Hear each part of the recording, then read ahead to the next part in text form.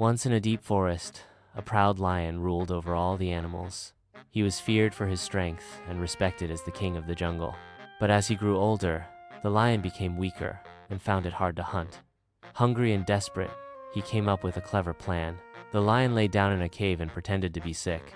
He spread the word through the forest that he was dying and wanted to say goodbye to his fellow animals.